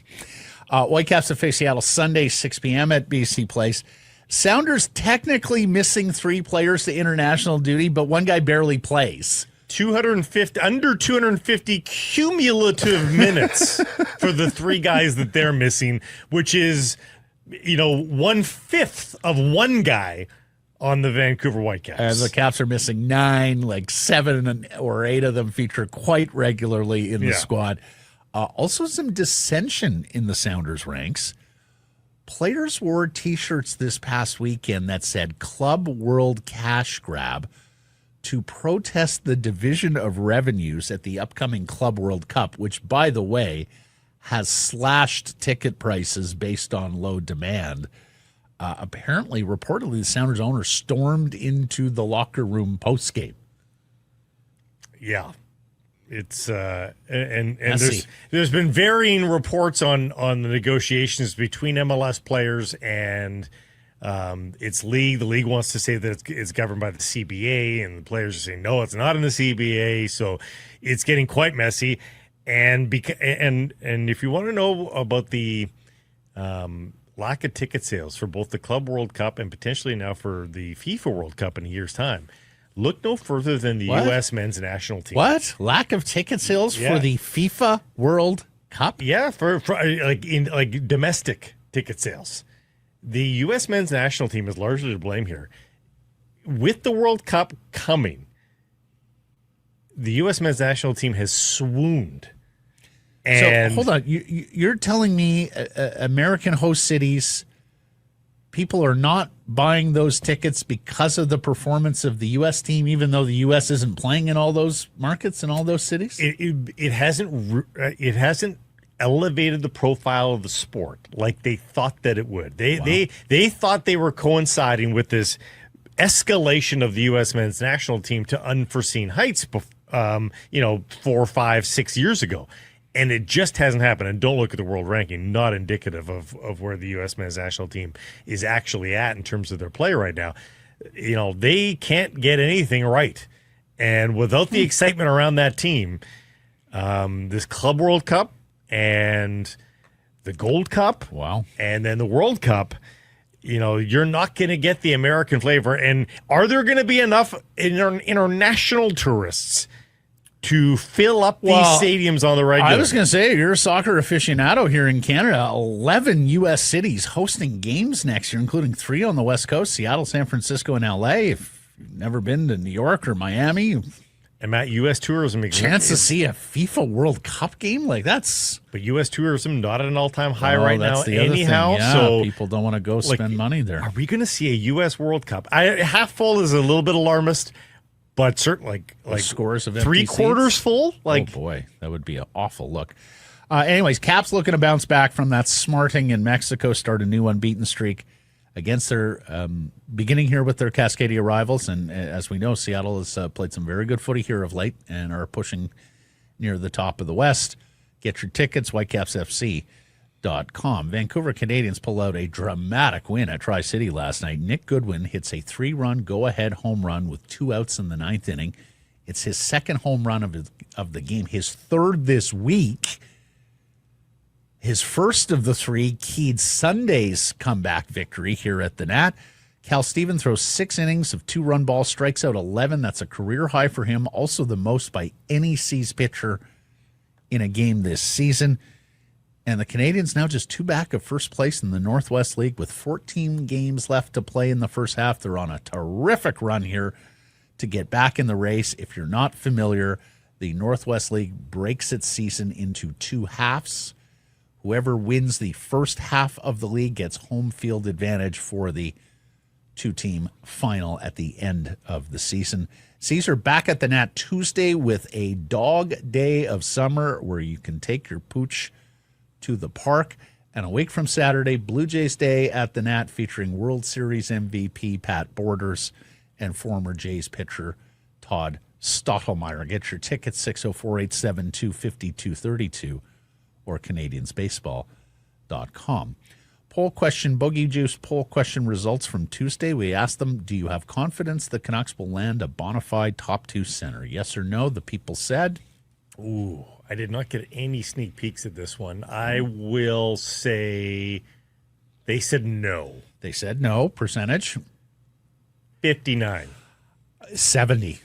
Wow. I was very surprised. I didn't think it would be 70. I mean, Rutherford put a stake in the ground, called his shot. He's done this before to success. And I guess, like I said yesterday, people are just not feeling all that confident about anything Canuck right now.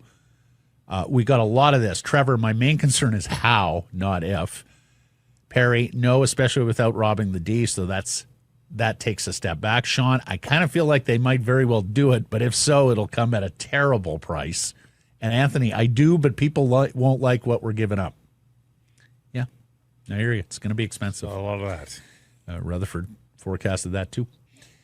Errors and omissions, we accounted for the Seattle one. We were wondering yesterday how many guys they were missing to international duty. We also had a bit of a light issue on Blake yesterday. It wasn't light. It was a camera issue. Okay, well, Yeah. you were much lighter than me. At times. I looked We call them the solar healthy flares. tan, after being on the golf course, sun on the face and all that. Blake looked translucent. You could see through him. Just for moments. Just for 1 second at a time. But Mike's got that fixed today. Yeah. Thanks for joining us, everybody. Appreciate you spending some time connecting with the program.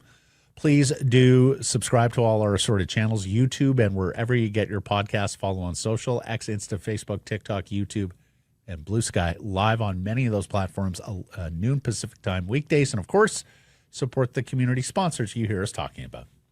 Keep it local.